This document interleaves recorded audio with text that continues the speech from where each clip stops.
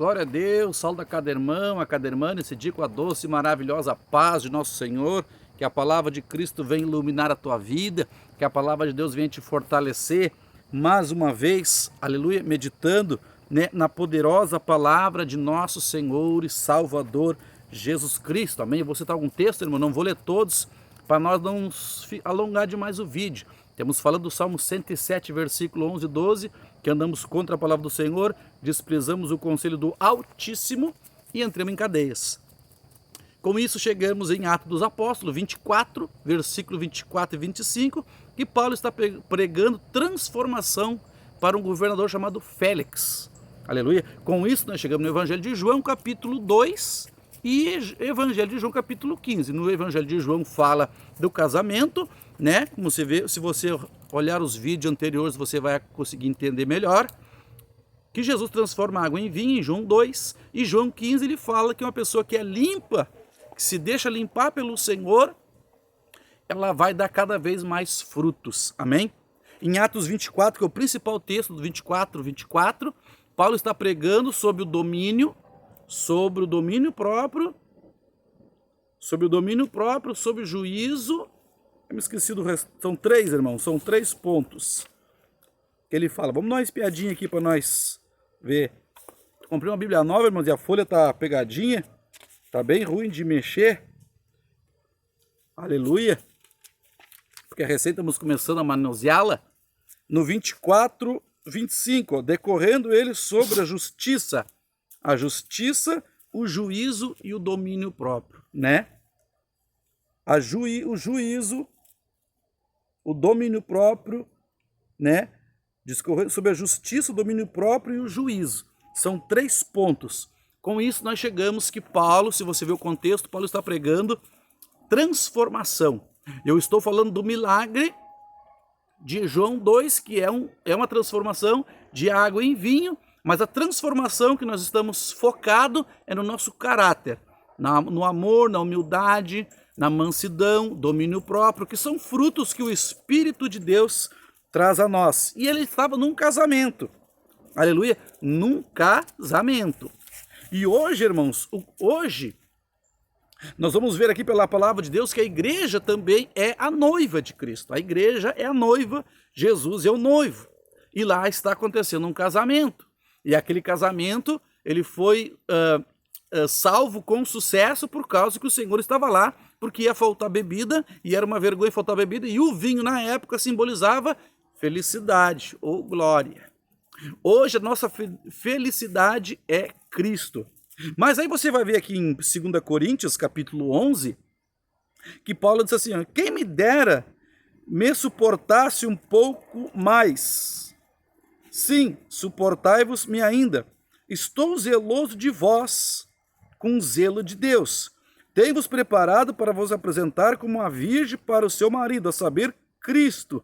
Amém? Então Paulo, né, está usando aqui a igreja como alguém que vai casar, ou seja, existe o noivado e o casamento. Hoje a igreja, ela é a noiva de Cristo, certo? E para o Senhor casar, ou seja, para tu ser salvo e morar na eternidade com Deus, com Jesus Cristo, tem que ser virgem. E Paulo diz que ele é zeloso. Por isso que nós temos que ter a transformação. E Paulo está pregando em Atos 24, né? 24 e 25, para Félix, transformação de caráter, porque ele estava preso. E Félix estava solto, entre aspas, solto fisicamente. Paulo preso fisicamente, mas espiritualmente não. E ele está pregando. E o rapaz lá está focado no cascalho. E aqui Paulo está pregando, comparando a igreja, né, como uma noiva. E Jesus está no casamento. Então, para nós um dia morar com Cristo na glória, é preciso o que, irmãos? Nós ser transformado. E com isso vai ter lutas e artimanha das trevas. E Paulo diz assim, ó, no 3, tenho, porém, que assim como a serpente enganou Eva com sua astúcia, assim também sejam de alguma sorte corrompido vossa mente, e se a parte da simplicidade que há em Cristo, a vossa mente. Aleluia. Ou seja, Félix, né, Atos 24, está ali com a sua mente suja. Ele queria dinheiro de Paulo para ser solto, né? Mas Paulo está preocupado com a vontade de Deus, em levar a palavra de Deus. E aqui, se você vê, então você precisa entender que muitas vezes nas igrejas não existe uma transformação de caráter. De caráter não. Existe pulo, existe barulho, existe tudo. Mas transformação de caráter são poucos, irmãos. E ele diz assim na sequência, ó. Pois se alguém for pregar-vos outro Jesus, que nós não temos pregado, ou se recebeis outro Espírito, que não recebeis, ou outro Evangelho. Aqui Paulo está combatendo os falsos pregadores. Aleluia. Ele está pregando sobre as falsas doutrinas.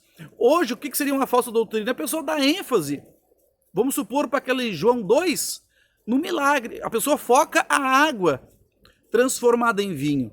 Mas Deus disse que ali aquele casal, ele ganhou uma fama de ter uma atitude diferente.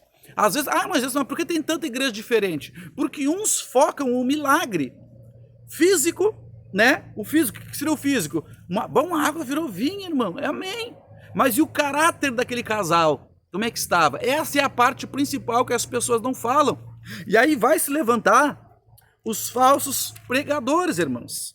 Então ele fala que Satanás vai enganar no entendimento. Na sequência ele diz assim, irmãos,